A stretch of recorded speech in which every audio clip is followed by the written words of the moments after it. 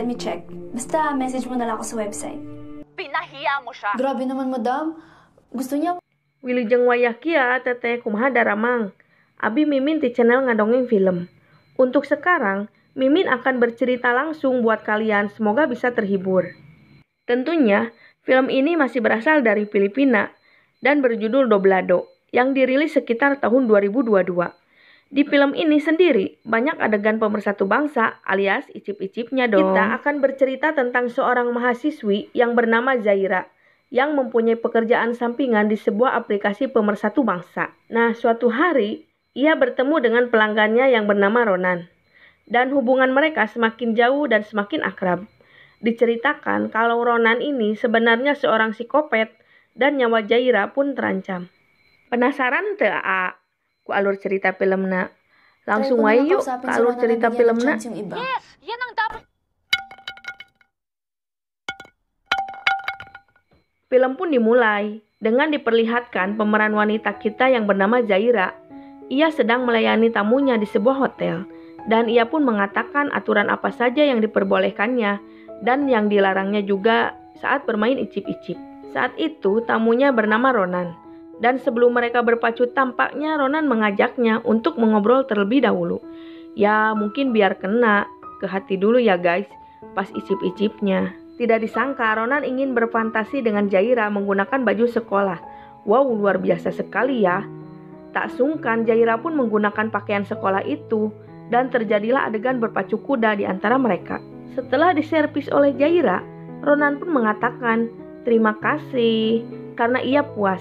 Dan ia pun merasa beruntung menjadi anggota VIP di aplikasi icip-icip itu.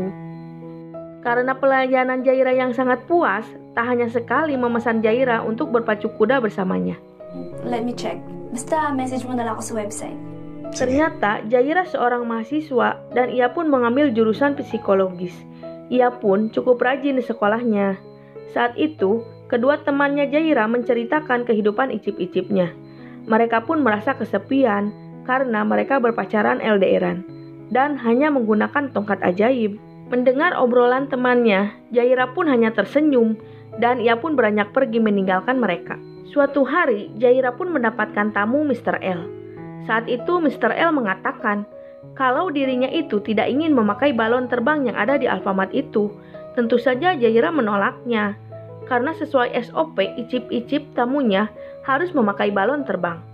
Mr. L pun akan membayar 2 kali lipat untuk jasa servisnya. Akan tetapi Zaira tetap tidak mau dan ia pun bergegas pergi meninggalkan Mr. L. Saat itu, Zaira yang lagi gabut menghubungi Ronan untuk bertemu tanpa lewat aplikasi. Saat itu Ronan mengajak Zaira bertemu di sebuah restoran yang dimana dahulu ia sering mengajak Sophie pacarnya yang meninggal itu untuk makan di restoran ini. Really? Sweet mo talaga. Sorry, I mean... Ternyata Ronan bisa masuk ke aplikasi VIP berkat saudaranya yang bernama Tommy. Lalu Tommy menanyakan servis yang diberikan Zaira padanya. Ronan pun sangat senang servis yang diberikan Zaira padanya. Dan ia pun mengatakan sering berlanjut bertemu di luar aplikasi. Dan ia pun mengatakan kalau Zaira mirip dengan pacarnya Sophie. Semakin hari hubungan Ronan dan Zaira pun semakin akrab. Mereka pun tak segan untuk menyapa di sosial media mirip mereka. Ronan pun tak sungkan untuk mengajak Zaira ke rumahnya. Karena Zaira sekolah di jurusan psikologis dan ia pun paham tentang karakter seseorang, ia siap membantu Ronan untuk melupakan Sophie. Dan ia pun siap berganti peran menjadi Sophie. Ngayon, I'm trying to help you overcome your grief. Suatu hari bosnya Zaira yang bernama Mada menghubunginya. Dan ia pun marah kepada Zaira karena ia mendapatkan pengaduan dari pelanggannya yang bernama Mr. L. Ragu lagi, Zaira mengajak Ronan untuk mengunjungi di apartemennya. Saat berada di apartemen, tiba-tiba Ronan mengatakan kalau dirinya itu serius dengan Zaira. Dan ia pun meminta Zaira untuk menjadi pacarnya. Love you. Ronan pun mengatakan kalau dirinya akan memesan Zaira lewat aplikasi. Karena ia merasa tidak enak hati dengan Madam dan saudaranya itu Tommy. That's good. I love you, babe. I love you too. Ketika Zaira tertidur, Madam menghubunginya dan ia pun mengatakan ada tamu untuk Zaira. Dan dia pun meminta Zaira untuk melayaninya. Lagi-lagi Jaira pun tidak bisa melayani tamunya si Madam dengan alasan kalau Ronan telah memboking dirinya. Madam pun sangat marah kepada Jaira dan ia pun mengatakan kalau tamunya yang sekarang seorang bandot tua dan mungkin tidak akan lama berpacu kudanya itu. Mendengar itu Jaira pun menyetujuinya dan dia akan mengambil jobnya yang diberikan oleh Madam. Malam harinya, ia diantar oleh Ronan ke apartemennya. Tanpa sepengetahuan Ronan, Jaira melayani tamunya Madam. Ronan pun menemui Jaira, dan ia pun mengatakan kalau Jaira membohonginya. Dan Ronan mengetahui kalau semalam Jaira melayani tamu. Esokan harinya, Ronan menemui Tommy. Saat itu ia meminta untuk Madam memutuskan kontraknya bersama Jaira. Tentu ini permintaan yang sangat berat untuk Tommy. Bahkan Madam telah menyusun kerjanya Jaira 2 kali dalam seminggu untuk melayani tamunya. Saat yang bersamaan terdapat kabar di televisi tentang seorang gadis muda yang meninggoy-dong dan ternyata gadis itu anak buahnya si Madam. Di tempat yang berbeda si Madam sama si Papi bingung atas meninggoynya anak buahnya itu. Dan mereka pun tidak menyangka kalau semua ini akan terjadi. Kemudian datanglah anggota dewan yang memboking anak buahnya itu yang meninggoy. Orang itu mengatakan jangan membawa-bawa dirinya atas meninggoynya anak buahnya Madam. Suatu hari temannya Jaira yang kepo ternyata anaknya si Mr. L yang pernah booking Jaira. Niat mereka berdua ingin mengetahui siapa pacar dari Jaira. Ayan na. Mari.